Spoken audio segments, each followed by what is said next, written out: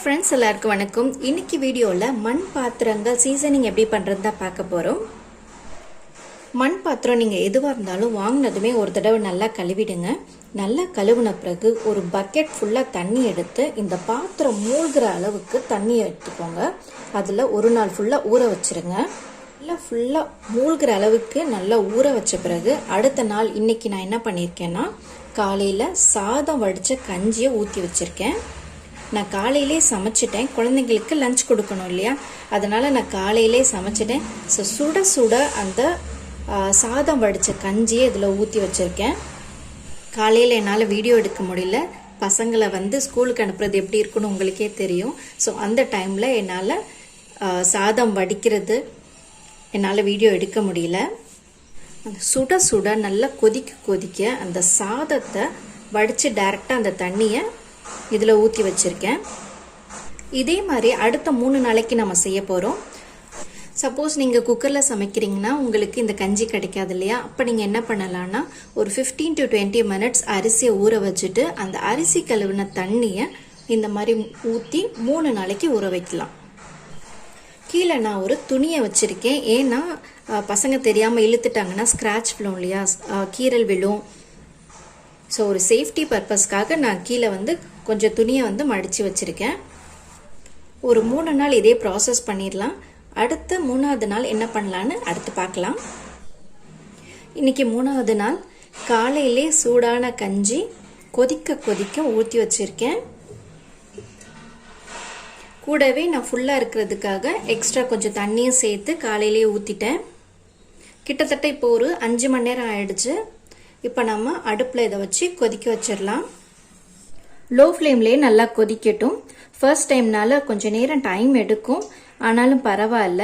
ஏன்னா medium flame high ஃப்ளேமில் வச்சோம்னா இது வெடிக்கிறதுக்கு கொஞ்சம் சான்சஸ் இருக்கு. அதனால லோ ஃப்ளேம்லேயே நல்லா கொதிக்கட்டும். நான் ஸ்டவ்வில் வச்சு 1/2 மணி நேரம் ஆயிருக்கு. 1/2 மணி நேரம் கழிச்சு பார்த்தீங்கன்னா இந்த மாதிரி நுர கட்டி கஞ்சி வாடை வரும். இது கனமான நல்ல பெரிய கடாய், அதனால எனக்கு 1/2 மணி நேரம் எடுத்திருக்கு. இதே ஒரு சின்ன கடாயை எடுத்தீங்கன்னா 20 நிமிஷம் ஆகும். இந்த மாதிரி நுர ஓரத்தில் வரும். கஞ்சி லெவல் பார்த்தீங்கன்னா குறைஞ்சிருக்கு பார்த்தீங்களா. இப்போ ஸ்டவ் ஆஃப் பண்ணிக்கலாம். இப்போ இந்த கஞ்சியை கீழே கொட்டிட்டு ஒரு தடவைக்கு நல்லா கழுவி எடுத்துக்கலாம். நீங்கள் கழுவும் போது எந்த ஒரு சோப்போ லிக்யூட்டோ எதுவுமே போட வேண்டாம். ஜஸ்ட் ஒரு ஸ்க்ரப்பர், சாஃப்டான ஸ்பாஞ்ச் ஸ்க்ரப்பர் வச்சு லைட்டாக தேய்ச்சி கழுவிட்டு நல்லா வெயிலில் காய வச்சிருங்க.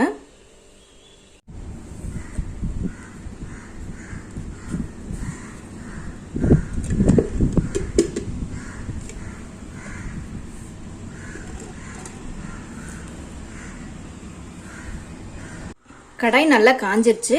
இப்போ கடைசி ஸ்டெப், கடாயில் 1 ஸ்பூன் நெய் சேர்த்துக்கலாம். எல்லா பக்கமும் படுற மாதிரி நல்லா தடவிக்கலாம். இந்த மண் சட்டியில் மைனூட்டான ஹோல்ஸ் இருக்கும். இதில் சோப்போ லிக்யூட்டோ போட்டு நீங்கள் எப்போவுமே கழுவக்கூடாது. நீங்கள் சோப் போட்டு கழுவுனீங்கன்னா அந்த ஹோல்ஸ்லேருந்து நம்ம சமைக்கும் போது அந்த சோப் எல்லாம் வெளிவரும்.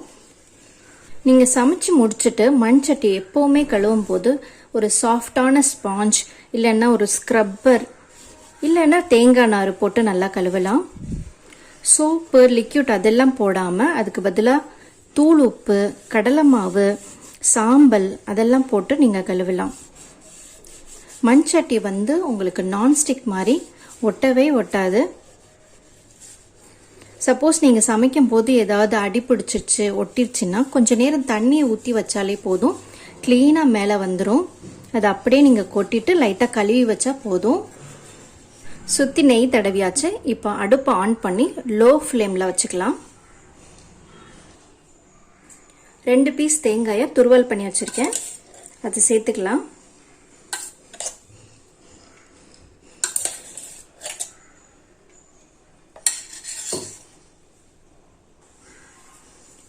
சட்டியில் எல்லா பக்கமும் படுற மாதிரி இப்போ வதக்கணும். இந்த ஸ்டெப் எதுக்கு பண்ணுறோன்னா, நீங்கள் ஃபர்ஸ்ட் டைம் சமைக்கும் போது அடி பிடிச்சிட்டாலோ இல்லை கருகிட்டாலோ அந்த ஸ்மெல் இந்த பாத்திரத்தில் கடைசி வரைக்கும் வரும். ஸோ அந்த ஸ்மெல் வராமல் இருக்கிறதுக்காக தான் இந்த ஸ்டெப் பண்ணுறோம். இது பண்ணும்போது என்ன ஆகும்னா நீங்கள் அடுத்தடுத்து என்ன சமைச்சாலும் இந்த நெய் வாசனை மட்டும்தான் வரும். இந்த தேங்காயை வறுக்கும் போது ஃபுல்லாக கடாய் சுற்றி படுற மாதிரி வறுத்துக்கோங்க. ஃபர்ஸ்ட் டைம் மட்டும் கடாய் வந்து சூடாகிறதுக்கு கொஞ்சம் டைம் எடுக்கும். பட் அதுக்கப்புறம் செகண்ட் டைம்லாம் சமைக்கும் போது சீக்கிரமே சூடாயிடும். நான்ஸ்டிக் மாதிரி தான், ரொம்ப எல்லாம் எண்ணெய் ஊற்றணும்னு அவசியமே கிடையாது. இப்போ தேங்காய் நல்லா வறுபட்டுருச்சு. இப்போ ஸ்டவ் ஆஃப் பண்ணி இறக்கிடலாம். இந்த தேங்காய் துருவலை நீங்கள் எதுக்கு வேணால் யூஸ் பண்ணிக்கலாம். பொரியலுக்கு யூஸ் பண்ணிக்கலாம், இல்லைன்னா இது கூட சர்க்கரை போட்டு குழந்தைங்களுக்கு சாப்பிட கொடுக்கலாம். நம்ம ஸ்டவ் ஆஃப் பண்ண பிறகு இன்னும் இதுல இருந்து ஆவி வந்துட்டே இருக்கு பாருங்க. கடாய் அவ்வளோ சூடாக இருக்கு. ஸோ எப்போவுமே வந்து சாப்பாடு ஒரு 3/4 பதத்துக்கு நீங்கள் சமைச்சிட்டு மூடி வச்சா போதும், நல்லா வெந்துடும். நீங்கள் இதை அழுத்தி கழுவணும்லாம் அவசியம் கிடையாது. இப்போ லைட்டாக ஒட்டின மாதிரி இருக்குது பார்த்தீங்களா, இதை வந்து நீங்கள் தண்ணி ஊற்றி வச்சா போதும், எல்லாமே மேலே மிதந்து வந்துடும். பாருங்கள், நான் தண்ணி ஊற்றுனதுமே எல்லாமே அதில் வந்துருச்சு, கொஞ்சம் கூட ஒட்டவே இல்லை. நான் தேய்ச்சிலாம் கழுவலை, லைட்டாக கழுவிருக்கேன். இன்னும் வந்து அந்த கடாய் வந்து சூடாகவே இருக்குது, அதில் வந்து ஆவி வந்துட்டே இருக்குது. உங்களுக்கு பார்த்தா தெரியும்னு நினைக்கிறேன். கண்டிப்பாக இந்த நெய் ஊற்றி நீங்கள் தேங்காய் வறுக்கிற ஸ்டெப்பை மட்டும் கண்டிப்பாக ஃபாலோ பண்ணுங்கள். அப்போ தான் இந்த நெய் வாசனை கடைசி வரைக்கும் இந்த பாத்திரத்தில் வரும். நீங்கள் கழுவும் போது நீங்கள் சோப்போ லிக்யூட்டோ போட்டு கழுவிட்டீங்கன்னா இதில் இருக்க நுண் துகள்கள் உள்ளே வந்து அந்த சோப் வந்து போயிடும். நீங்கள் சமைக்கும் போது அந்த சாப்பாட்டோடு அது கலந்துரும். அது வந்து உடம்புக்கு கெடுது இல்லையா, அதனால ஜஸ்ட் நீங்கள் தேய்ச்சி கழுவுனா போதும், லைட்டாக கழுவுனாலே போதும், இந்த மாதிரி க்ளீனாக இருக்கும். இப்போ இந்த கடாய் ரெடி ஆயிடுச்சு. இதில் என்ன வேணால் சமைக்கலாம். இதே மாதிரி நீங்களும் செஞ்சு பாருங்க. ஒவ்வொரு தடவை கழுவி முடிச்சுட்டு இந்த மாதிரி கவுத்து வச்சிருங்க. வெயிலில் வச்சிங்கன்னா ரொம்ப நல்லது. கிட்டத்தட்ட நான்ஸ்டிக் மாதிரி தான், இதில் ஒட்டாமல் வரும், எண்ணெயும் ஜாஸ்தியாக பிடிக்காது, சீக்கிரமே சமைச்சிடலாம். உங்களுக்கு இந்த வீடியோ பிடிச்சிருந்தா என்னோட சேனல் பிரியாஸ் கிச்சனுக்கு சப்ஸ்கிரைப் பண்ணிக்கோங்க. மறக்காம அந்த பெல் பட்டனையும் கிளிக் பண்ணிக்கோங்க. அப்பதான் நான் போடுற புது புது வீடியோஸ் உங்களுக்கு நோட்டிஃபிகேஷன்ல வரும். தேங்க்யூ ஃபார் வாட்சிங்.